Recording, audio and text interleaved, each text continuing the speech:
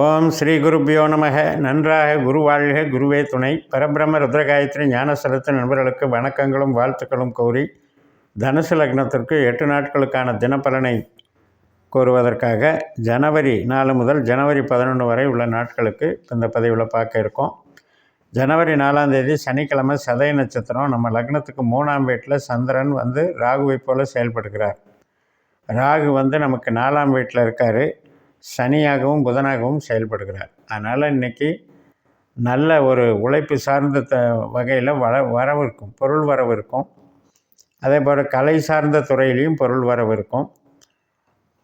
இடம் வாங்கிறது, ஒரு வாகனம் வாங்கிறது, இதுக்கெல்லாம் சாதகமாக இருக்குது. அதாவது 5ஆம் இடத்தில் இருக்கிற ராகு நம்மளுடைய முடிவுகள், நாம் சுயமாக எடுக்கக்கூடிய முடிவுகள் மூலமாக நமக்கு வரக்கூடிய ஆதாயத்தை, பண வரவை குறிக்குது. கன்சல்டிங் பண்ணாலும் வாங்கலாம், இப்போ நம்ம ஒரு பொருளை ட்ரேடிங் பண்ணாலும் வாங்கலாம். அதனால் பண வரவு சிறப்பாக இருக்குது. ஜனவரி 5ஆம் தேதி ஞாயிற்றுக்கிழமை பூரட்டாதி நட்சத்திரம்.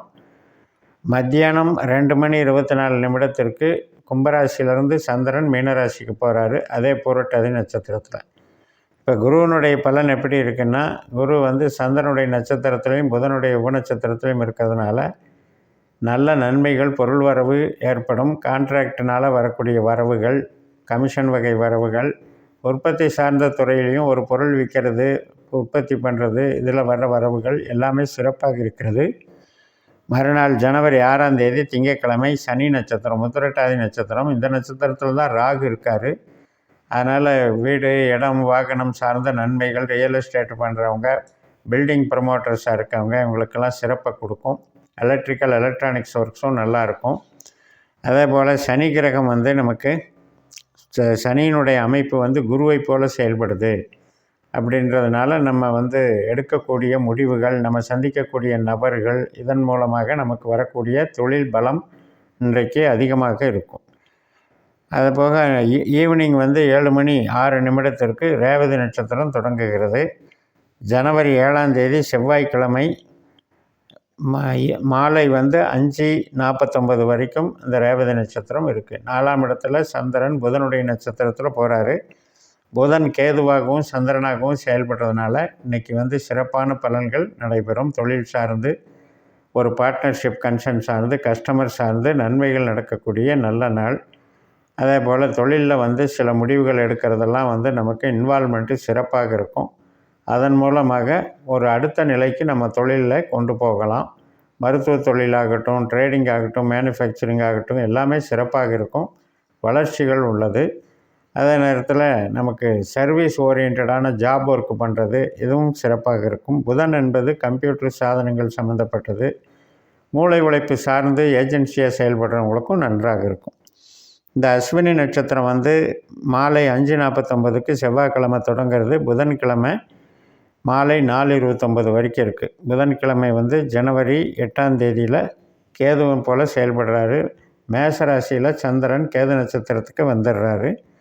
இப்போ நம்மளுக்கு 5ஆம் இடம், 5ஆம் இடத்தில் இருக்கக்கூடிய அந்த சந்திரன் கேதுவாக செயல்படுகிறாரு.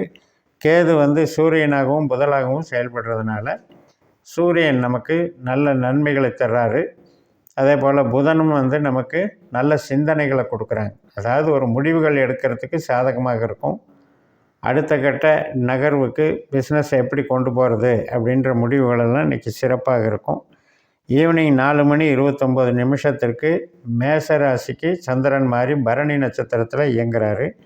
மறுநாள் ஜனவரி 9ஆம் தேதி வியாழக்கிழமை மாலை மதியம் 3:06 வரைக்கும் இந்த பரணி நட்சத்திரம் இருக்குது. அப்போ சுக்கிரனுடைய பலன் எப்படி கிடைக்குது அப்படின்னா, ராகுவாகவும் சனியாகவும் கிடைக்குது. நம்மளுக்கு தனுசு லக்னத்துக்கு 4ஆம் இடத்தில் இருக்கிற ராகு, 3ஆம் இடத்தில் இருக்கிற சனி. அப்படிங்கும்போது நமக்கு ஒரு சேஞ்சு, ஒரு டிபார்ட்மெண்ட் சேஞ்சு, ஒரு இடமாற்றம், இது மாதிரியான நிகழ்வுகள் நடக்கிறதுக்கு வாய்ப்பு இருக்குது.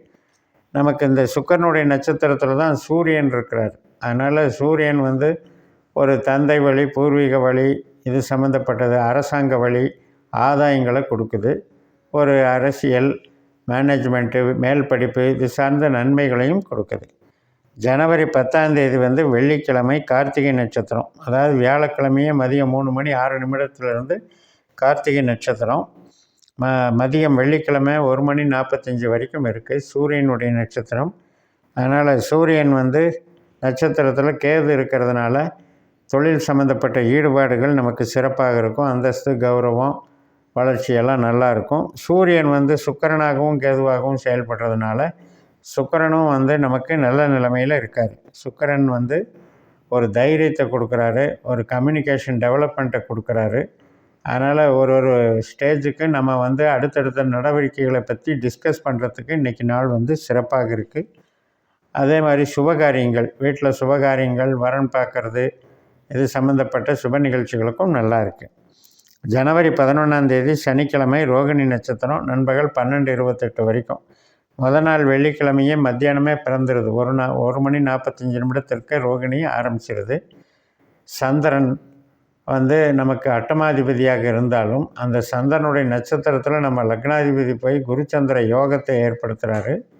அதனால் யாருக்கெல்லாம் சந்திரன் வந்து நம்ம பாஸ்கரா அஸ்ட்ராலஜி சிஸ்டத்தில் உபநட்சத்திரமாக பார்க்கும்போது 8ஆம் பாவமோ 12ஆம் பாவமோ வந்தால் மட்டும் இன்றைக்கி வந்து கொஞ்சம் ரொம்ப எச்சரிக்கையாக இருக்கணும். விபத்துகளோ கஷ்ட நஷ்டங்களோ அல்லது கடன் சம்மந்தப்பட்ட வகையில் மன உளைச்சல் ஏற்படுறதோ, ஒருத்தருக்கு ஒருத்தர் வம்பு வழக்கு பண்ணிக்கிறதோ அதில் வந்து கவனமாக இருக்கணும். மற்றபடி சந்திரன் வந்து நல்ல பாவங்களுக்கு தொடர்பில் இருந்தால் 2, 6, 10, 1, 5, 9 இந்த மாதிரி தொடர்புகளில் இருந்தால் இன்றைக்கி வந்து ஸ்மூத்தாக போகும். 6ஆம் இடம் என்பது இப்போ ஒரு கடன் எதிர்பார்க்கறது வர்றதுக்கு வாய்ப்பு இருக்குது. பொருளாதார நன்மைகள் ஏற்படும், தொழில் சார்ந்த நன்மைகள் ஏற்படும். உணவு சார்ந்த தொழில், உடை சார்ந்த தொழில், மருத்துவம் சார்ந்த தொழில் இதெல்லாமே நல்லாயிருக்கும். ஒரு உழைப்பு அப்படின்றது சந்திரனை பொறுத்த வரைக்கும் விவசாயம் சம்மந்தப்பட்டதும் எடுத்துக்கலாம், அதே நேரத்தில் பப்ளிக் சர்வீஸ் சம்மந்தப்பட்டதும் எடுத்துக்கலாம். நமக்கு சந்திரன் அப்படிங்கிறது நீர்வளத்துறை, நீர்வடு பொருள்கள் சார்ந்தும் நன்மைகள் செய்யும். ஜனவரி 11 சனிக்கிழமை மதியானம் 12:28 மிருகசிரீஷ நட்சத்திரம் தொடங்குகிறது. அப்போ செவ்வாயினுடைய பலன் எப்படி இருக்குது? நமக்கு 8ல் இருக்குது இல்லையா? ஆனால் அந்த 8ஆம் பாவத்தை பற்றி கவலைப்பட வேண்டியதில்லை. அந்த சனி 8ஆம் பாவத்தில் செவ்வாய் வந்து சனியாக செயல்படுறதுனால, அந்த சனி வந்து 3ல் இருக்கிறதுனால கெடுதல் வந்து நமக்கு தடைபடுது. அப்போ வந்து ஒரு கெடுதல் நடக்கிறதா இருந்தால் கூட அதிலிருந்து நமக்கு நல்ல நிலைமைகள் கிடைக்கும், தப்பிக்கிறதுக்கு வாய்ப்பு கிடைக்கும். ஒரு கெட்டதுலேயே ஒரு நல்லதுங்கிற மாதிரி அந்த 8ல் இருக்கிற செவ்வாய் ஒரு பதட்டத்தை கொடுக்குற மாதிரி தெரிஞ்சாலும் பெரிய பாதிப்பை கொடுக்காம சனி காப்பாற்றுறாரு, வளர்ச்சி பெறாரு. அதனால் இந்த சிஸ்டத்தில் நம்ம பார்க்குறது எல்லாமே நட்சத்திர சூத்திரம். ஒரு கிரகம் எங்கே இருக்குங்கிறது முக்கியமில்லை, அந்த கிரகம் நின்ற நட்சத்திரம் எந்த பாவ தொடர்பை வச்சுருக்கு அப்படிங்கிறது தான் முக்கியம். அதன் வழியில் உங்கள் ஜனன ஜாதகத்தை நம்ம வந்து பிறந்த தேதி நேரம் போட்டு கரெக்டான முறையில் கணித்து பார்க்கும்போது கரெக்டான பாவ எல்லைகள் நமக்கு தெரிய வரும்.